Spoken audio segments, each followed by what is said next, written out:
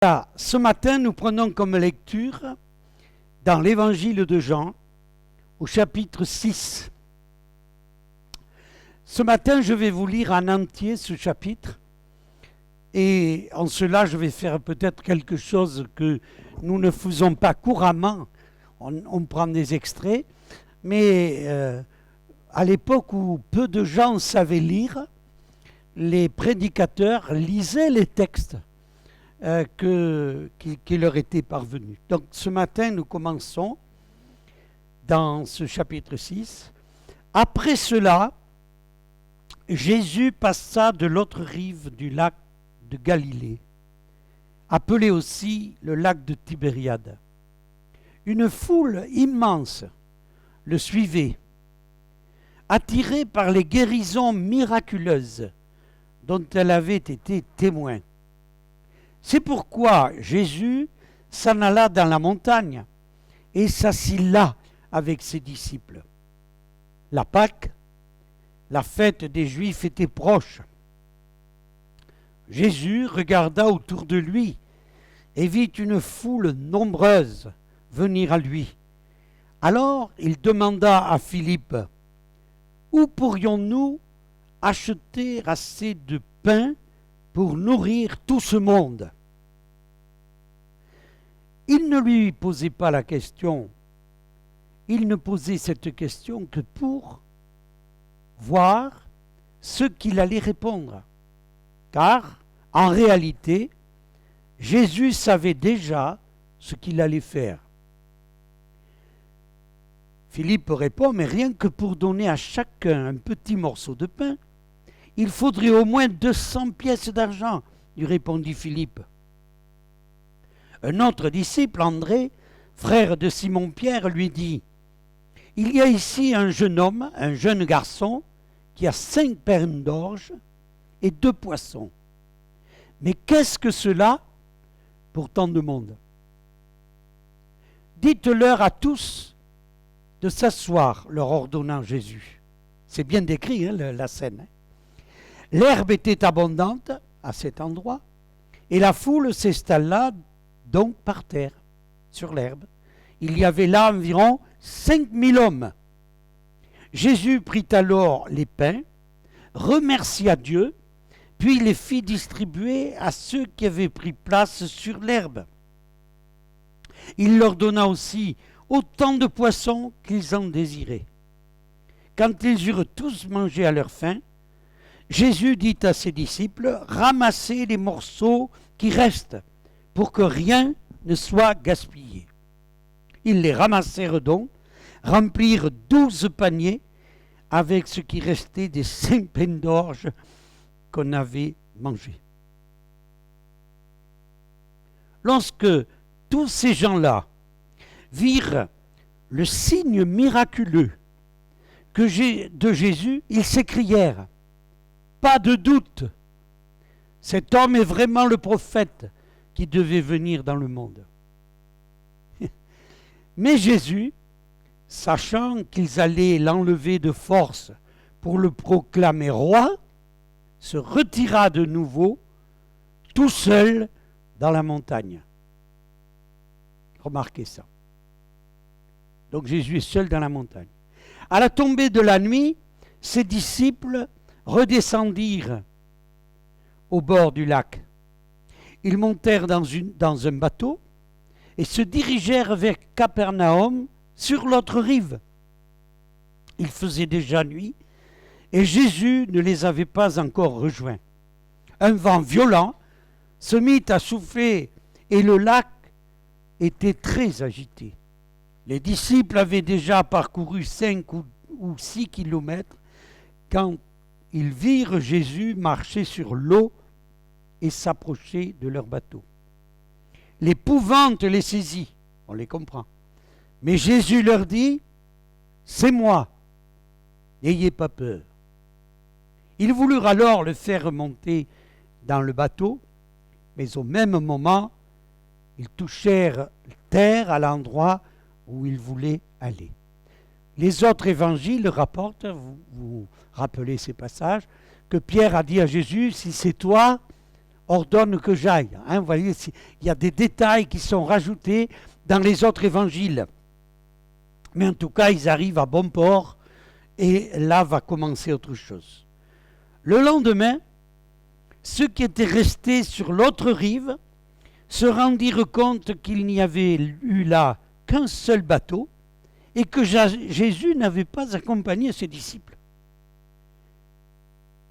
Ceux-ci étaient repartis seuls. Entre-temps, d'autres bateaux de pêcheurs, bien sûr, étaient arrivés de Tibériade, près de l'endroit où toute cette foule avait été nourrie, après que le Seigneur eut remercié Dieu. Quand les gens virent que Jésus n'était pas là et ses disciples non plus, ils ont fait du bateau stop. Ils montèrent dans ces bateaux pour aller à Capernaum à la recherche de Jésus. Et ça, c'est une phrase qui est magnifique. Ils vont à la recherche de Jésus. C'est important, c'est une démarche nouvelle. Ils le trouvèrent de l'autre côté du lac et ils lui demandèrent « Maître, quand es-tu venu ici ?» Bien sûr, ils l'avaient vu partir sur la montagne, ils ne l'avaient pas vu prendre le bateau, donc ils disaient « Quand ?» Oui, Jésus nous étonnera toujours. Ça, c'est encore quelque chose que nous pouvons retirer de ce passage. Jésus leur répondit « Vraiment, je vous l'assure, si vous me cherchez, ce n'est pas parce que vous avez compris le sens de mes signes miraculeux. Non, c'est parce que vous avez mangé du pain et que vous avez été rassasiés. Donc vous en voulez d'autres. Comme ça. Et Jésus leur dit au verset 27, « Travaillez, non pour la nourriture périssable, mais pour celle qui dure pour la vie éternelle. » Cette nourriture, c'est le Fils de l'homme qui vous la donnera, car Dieu le Père lui en a accordé le pouvoir en le marquant de son sceau. Et que devons-nous faire pour accomplir les œuvres que Dieu attend de nous, lui demandèrent-ils. Belle question. Réponse. L'œuvre de Dieu, leur répondit Jésus, c'est que vous croyez en celui qu'il a envoyé. Sur quoi ils lui dirent, quel signe miraculeux nous feras-tu voir pour que nous puissions croire en toi? Que vas-tu faire? Pendant qu'ils traversaient le désert, nos ancêtres ont mangé la manne, comme le dit ce texte de l'Écriture. Il leur donna à manger du pain qui venait du ciel. Vous vous rappelez l'histoire de la manne dans le désert. Mais Jésus leur répondit, vraiment, je vous l'assure, ce n'est pas Moïse qui vous a donné le pain venu du ciel. C'est mon Père qui vous donne le pain du ciel, le vrai pain. Car le pain qui vient de Dieu, c'est celui qui descend du ciel et qui donne la vie au monde. Seigneur, dirent-ils alors, donne-nous toujours ce pain. Et ça me fait penser à la femme samaritaine au puits de Jacob, à qui Jésus dit, moi, si je te donne de mon eau, tu n'auras jamais plus soif. Et elle a dit, mais donne-moi de cette eau. Et là, ils disent, donne-nous ce pain. Et Jésus répondit, c'est moi qui suis le pain qui donne la vie. Celui qui vient à moi n'aura plus jamais faim. Celui qui croit en moi n'aura plus jamais soif. Mais je vous l'ai déjà dit, vous avez vu et vous ne croyez pas. Tous ceux que le Père me donne viendront à moi, et je ne repousserai pas celui qui vient à moi.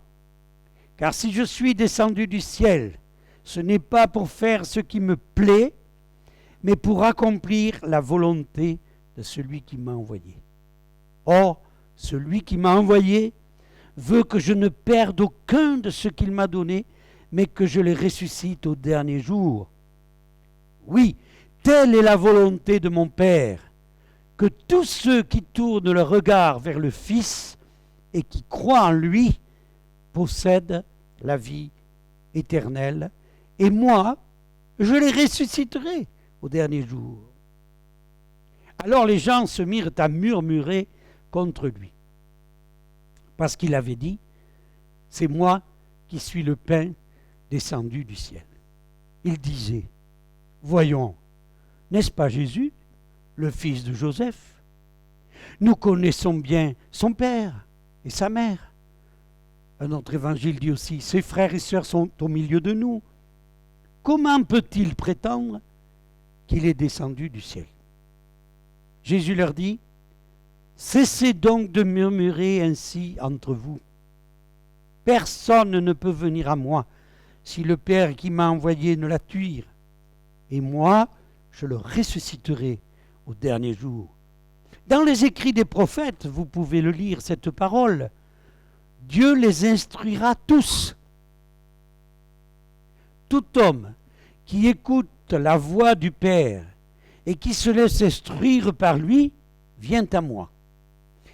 Personne n'a jamais vu le Père, sauf celui qui est venu d'auprès de Dieu. Lui, il a vu le Père. Vraiment, je vous l'assure, celui qui croit a la vie éternelle. Car je suis le pain qui donne la vie. Vos ancêtres ont bien mangé la manne dans le désert, et cela ne les a pas empêchés de mourir. Mais c'est ici le pain qui descend du ciel. Celui qui en mange ne mourra pas. C'est moi qui suis le pain vivant descendu du ciel. Si quelqu'un mange de ce pain-là, il vivra éternellement. Le pain que je donnerai pour que le monde vive, c'est mon propre corps. À ces mots, les Juifs, ceux qui avaient de la religion juive, se mirent à discuter vivement entre eux en disant, comment cet homme pourrait-il nous donner son corps à manger? On les comprend, hein? Ils n'étaient pas cannibales. Et oui, il y a quelque chose derrière cet enseignement. Alors Jésus leur dit, oui vraiment, je vous l'assure, si vous ne mangez pas la chair du Fils de l'homme et si vous ne buvez pas son sang, vous n'aurez pas la vie en vous. Celui qui se nourrit de ma chair et qui boit mon sang a la vie éternelle. Et moi, je le ressusciterai au dernier jour. Car ma chair est vraiment une nourriture et mon sang est vraiment un breuvage. On va le comprendre tout à l'heure. Celui qui mange ma chair et qui boit mon sang demeure en moi, et moi je demeure en lui. Le Père qui m'a envoyé a la vie en lui-même, le Créateur, et c'est lui qui me fait vivre. Ainsi, celui qui se nourrit de moi vivra lui aussi par moi. C'est ici le pain descendu du ciel. Il n'est pas comme celui que vos ancêtres ont mangé. Eux, ils sont morts, mais celui qui mange ce pain vivra pour toujours. Voilà ce que déclara Jésus lorsqu'il enseigna dans la synagogue de Capernaum. Après avoir entendu plusieurs de ses disciples, ceux qui le suivaient depuis un moment, plusieurs de ses disciples dire « Ce langage est bien difficile à accepter. Qui peut continuer à l'écouter ?» Est-ce que ça vous est pas arrivé, à vous, de vous trouver devant des situations ou des paroles même de l'Écriture et dire « Mais c'est trop dur !» Jésus savait fort bien quel murmure ces paroles avaient soulevé parmi eux. C'est pourquoi il leur dit « Cela vous choque-t-il? Et si vous voyez le Fils de l'homme remonter là où il était auparavant ?» Et écoutez, c'est là le secret de ces passages. C'est l'Esprit, l'Esprit de Dieu, le souffle de Dieu, qui donne la vie. L'homme n'aboutit à rien par lui-même. Les paroles que je vous ai dites, elles sont esprit et vie. Hélas, il y en a parmi vous qui ne croient pas. En effet, dès le début, Jésus savait quels étaient ceux qui ne croyaient pas et qui était celui qui allait le trahir. Aussi, ajouta-t-il, c'est bien pour cela que je vous ai dit, personne ne peut venir à moi si cela ne lui est accordé par le Père. Écoutez ce verset. À partir de ce moment-là, beaucoup de ses disciples l'abandonnèrent et cessèrent de l'accompagner. Remarquez que c'était des gens qui avaient vu la multiplication des pains. Remarquez que c'est des gens qui avaient assisté à cette traversée du lac exceptionnelle et qui, si vous lisiez avant le chapitre 6, avaient assisté à d'autres signes miraculeux de Jésus, mais pourtant, devant une certaine étape, une certaine parole, à partir de ce moment-là, beaucoup de ses disciples l'abandonnèrent et cessèrent de l'accompagner. Alors Jésus, se tournant vers les 12, leur demanda, vers les 12, il leur demande, et vous, ne voulez-vous pas aussi partir? Mais Simon-Pierre lui répondit, vous connaissez cette réponse, formidable. Seigneur, vers qui irions-nous? Tu as les paroles de la vie éternelle. Nous avons mis toute notre confiance en toi et nous savons que tu es le Saint envoyé de Dieu. N'est-ce pas vous? N'est-ce pas moi qui vous ai choisi, tous les 12? Reprit Jésus. Et pourtant l'un de vous est un diable. Oh. Par ces mots, il désignait Judas, fils de Simon Iscariote, l'un des 12 qui allait le trahir. Amen. Pour la lecture. Ah, c'est tout un chapitre. Mais c'est un chapitre qui forme un tout. Bien sûr, si je vous lis le miracle des pains, ça nous enthousiasme, c'est magnifique. Mais ce qui est beau, c'est de la leçon, c'est ce que Jésus va tirer de ces moments. Voyez que quand Jésus a fait ce miracle, la foule était prête à l'élever comme roi. Quel est l'homme en campagne électorale aujourd'hui qui n'aimerait pas se trouver dans une situation où tous les gens voudraient, ça y est, c'est lui qu'on veut président. Ils sont tous à courir pour qu'on dise, hein, les sondages. Jésus, au contraire, lui, il court sur la montagne parce qu'il ne veut pas être élu dans le cœur des gens sur des émotions, mais sur la foi. Je voudrais, je ne vais pas commenter tout de ce chapitre parce que ça serait trop long. Simplement, ce chapitre, quand nous l'avons lu, quand je le lis, je le médite, je me rends compte que ce chapitre, il contient les étapes d'une foi qui grandit, une foi qui s'édifie, une foi qui s'engage. Et je veux profiter de quelques minutes pour dire que nous devons tirer les leçons de ce chapitre au sujet seulement de la foi. Dans ce chapitre, d'ailleurs, il est parlé plus de 9 fois, il est parlé de croire. Mais chaque fois, ce que nous lisons dans ce chapitre au sujet de la foi nous montre qu'il y a différents niveaux de foi. Alors d'abord, on s'aperçoit par exemple au verset 14 que la multitude, après avoir vu la multiplication des pains, ils ont dit, c'était tellement extraordinaire. En plus, ils étaient tous assis dans l'herbe et ils ont vu cette abondance qui sortait des mains de Jésus et ils ont dit, pas de doute. 14. Ils s'écrièrent, pas de doute, cet homme est vraiment le prophète qu'on attendait qui devait venir. Pas de doute. C'est la foi, ça. Pas de doute. Hein? Ensuite, nous avons au verset 29, quand il demande à Jésus, quand Jésus dit, travaillez pour les choses du royaume de Dieu. Alors ces hommes, comme nous aurions fait, ils ont dit, mais Seigneur, mais alors, qu'est-ce qu'on doit faire? Faire. Et qu'est-ce qu'a répondu Jésus? Jésus a dit, l'œuvre de Dieu, c'est que vous croyez à celui qui l'a envoyé. Mais nous comprenons là que ce n'est plus simplement dire je crois, mais Jésus, et c'est là que certains traducteurs de la Bible, et en particulier Chouraki, qui est un hébreu, qui est un juif de descendance, de racines, qui a été nourri de la culture hébreu, il fait ressortir que ce mot, celui qui croit ou croyez en moi, veut dire adhérer. Voilà. L'œuvre de Dieu, c'est que vous adhériez, c'est que, au fond, vous vous engagiez avec celui que le Père a envoyé. Ça, c'est le verset 29. Donc, au verset 30, regardez le niveau de compréhension. Eux qui viennent de voir des miracles, eux qui ont peut-être même entendu des témoignages d'autres signes que Jésus avait faits, voici qu'ils demandent,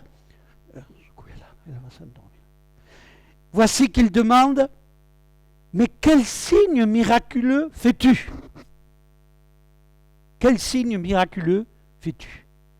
Vous voyez, pour que nous puissions croire, verset, voilà, 29, 30, oui. Quel signe miraculeux vas-tu faire? Autrement dit, ils ont besoin que Jésus fasse encore autre chose. Mais Jésus ne va pas faire. Hein? Au verset, par exemple, 35,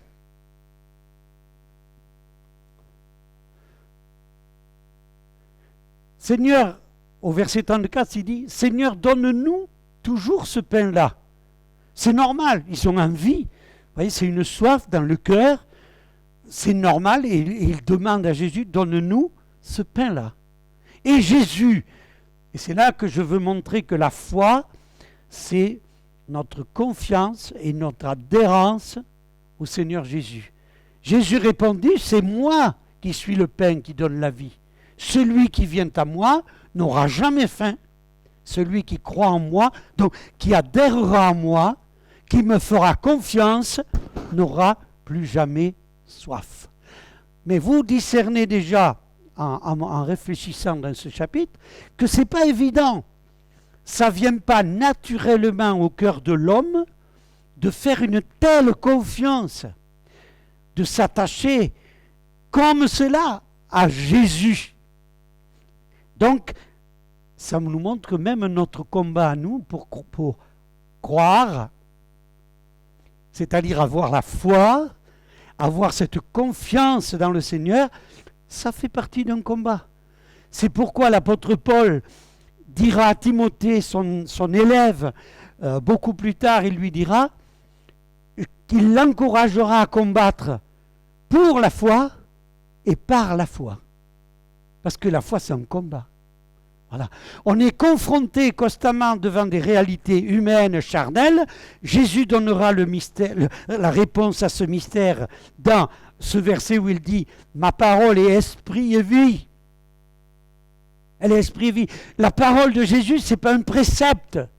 Ce n'est pas quelque chose qu'on doit s'appliquer comme une règle complètement rigide. C'est vital. Vous voyez, ça s'intègre en nous. Et donc, et on va encore plus loin, venir à lui. Bon. Verset 36. Verset 36, pardon, il dit, mais je vous l'ai déjà dit. C'est drôle ça. Vous avez vu et vous ne croyez pas. Vous voyez, nous devons, en plus nous aujourd'hui, qui n'avons pas Jésus physiquement avec nous, c'est encore plus important de réaliser cette parole parce que nous avons vu des choses, nous lisons des témoignages, nous avons des témoins qui nous apportent la preuve de ce que Jésus a fait. Et pour Dieu, dans l'esprit du royaume, pour Dieu, c'est largement suffisant. C'est le même apôtre Jean qui dit, on pourrait écrire de nombreux livres sur ce que Jésus a fait, mais il dit, ce qui est écrit là, dans les évangiles et dans l'écriture, c'est suffisant pour qu'on ait la foi. Et Jésus dit bien là, je vous l'ai dit, vous avez vu et vous ne croyez pas. Vous voyez, ce n'est pas ceux qui voient toujours qui s'engagent avec le Seigneur. Hein. J'étais témoin quand j'étais serviteur de Dieu aux Antilles, je vous l'ai déjà raconté, des personnes qui ont vécu des miracles dans leur vie. J'avais un jeune avec moi, un jeune de mes disciples, que je formais, et qui me montrait des personnes dans une certaine ville. Il m'a dit, tu sais, au moment où il y a eu l'action puissante du Saint-Esprit, aux Abîmes, ça s'appelait les Abîmes, la ville à côté de Pointe-à-Pitre, eh bien cette personne-là, elle s'est levée de son lit, de son grabat. Hein? Une autre s'est levée de sa chaise. C'est des gens qui avaient vu la gloire de Dieu, mais ils n'avaient pas continué. Ils avaient peut-être dit, pas de doute. Ça vient de Dieu. Mais pas de doute. Ou croire parce que Jésus a fait quelque chose. Ah oui, je l'ai vu faire. Ah oui, c'est quelqu'un de sérieux. Et vouloir même qu'il soit roi d'Israël, mais ce n'est pas la foi que Dieu recherchait. Vous comprenez? Et c'est pour ça que ce chapitre est très intéressant. Il dit, vous avez vu et vous ne croyez pas. Et il a encore une autre fois, il est parlé de la foi, au verset 40. Plusieurs fois, il est parlé de la foi. 40. Qui croit, voilà. Oui, telle est la volonté de mon Père, que tous ceux qui tournent leur regard vers le Fils et qui croient en lui possèdent la vie éternelle. Et moi, je les ressusciterai au dernier jour. Ensuite, il en est parlé de la foi, je tourne mon papier, au verset 47. Vraiment, je vous l'assure, celui qui croit a la vie éternelle. Donc, après, Jésus va donner l'image de son corps qui est comme le pain qu'on doit manger et son sang qu'on doit boire. Et donc là, nous arrivons à cette dernière partie que je veux montrer ce matin, de la foi qui est une adhérence au Seigneur, qui est une confiance au Seigneur, qui est un attachement au Seigneur et qui va permettre, si vous voulez, à notre foi de grandir, de s'affermir, d'évoluer à mesure qu'on va être placé devant des réalités de la vie. C'est pourquoi quand Jésus leur explique quelque chose qui humainement paraît étrange, parce que comme je le disais, on n'est pas des cannibales, ça veut dire que Jésus, utilisant la forme de langage sémite, est en train de donner une image que nous devons élargir, manger son corps et boire son sang. Et moi, un jour, j'ai eu une idée qui m'a éclairé. Je vous la partage avec vous sur la foi. Parce que croire, on trouve plein de gens qui croient. Mais quelle est la foi? La qualité de foi qui nous permet d'avoir l'assurance de la vie éternelle. Eh bien, c'est la foi, ou la foi qui permet aux promesses de Dieu et à la vie de Dieu, parce que la vie éternelle, c'est la vie de Dieu qui rentre en nous. Et ce n'est pas une vie sans problème ici-bas, c'est la vie de Dieu rentre en nous et nous permet de dépasser les choses d'ici-bas pour continuer à marcher en confiance avec Dieu. Mais quel est ce genre de foi? Et un jour, j'ai eu une image qui m'a été donnée dans une lecture et ça m'a accroché. C'est l'image du lierre attaché à l'arbre. Voyez, vous savez que le lierre, par ses petites griffettes qu'il a, il se nourrit de l'arbre. Vous êtes d'accord?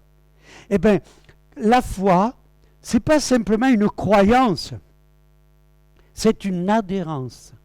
Je m'attache, je m'engage avec le Seigneur. Alléluia. J'engage ma fidélité avec lui. Alléluia. J'engage ma confiance. Et Pierre, c'est ça qui est beau dans ce passage. Quand Pierre lui dit, mais à qui tu voudrais qu'on aille? Pourtant, tout le monde, la majorité des gens sont partis. Vous avez vu dans ce chapitre. Ils ont abandonné Jésus parce que ça devenait trop dur. Jésus leur disait de se nourrir de lui. Pas avec leur religion, pas avec leurs préceptes. Tout ça, Jésus passait au-dessus de ça. C'est pas ça qui apporte la vie. Au contraire, toutes ces religions, ces préceptes, ces différentes manières d'adorer le Seigneur, ça fait murmurer les gens. Mais Jésus dit adhérer. Alléluia. Plus tard, dans le chapitre 15, il dira que la foi, il la représente comme le sarment. Alors là, ça vient de lui, quoi. Voilà. Si le sarment est coupé du cep, il n'y a plus rien.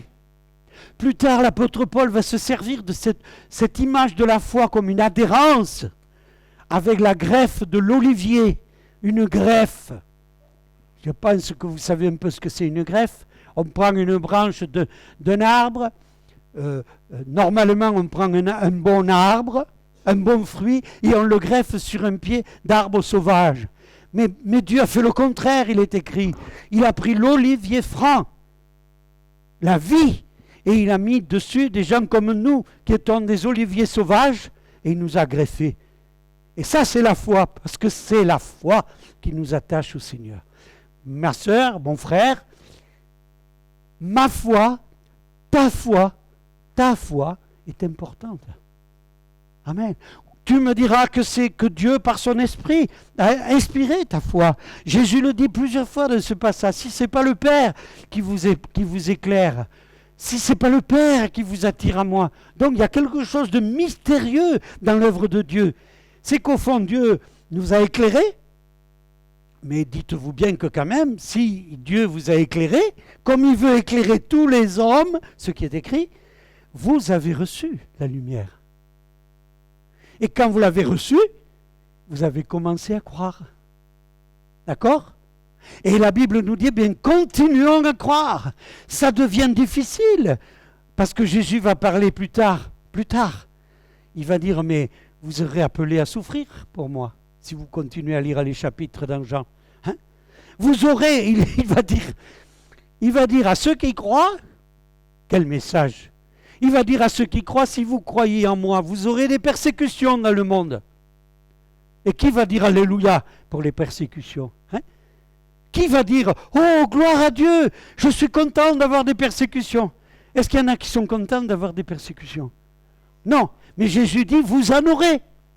Même si vous n'avez pas envie, vous préférez que ça se passe bien, mais vous en aurez. Mais prenez courage, vous croyez en moi, donc croyez en Dieu, et en même temps, mais moi je vous aiderai.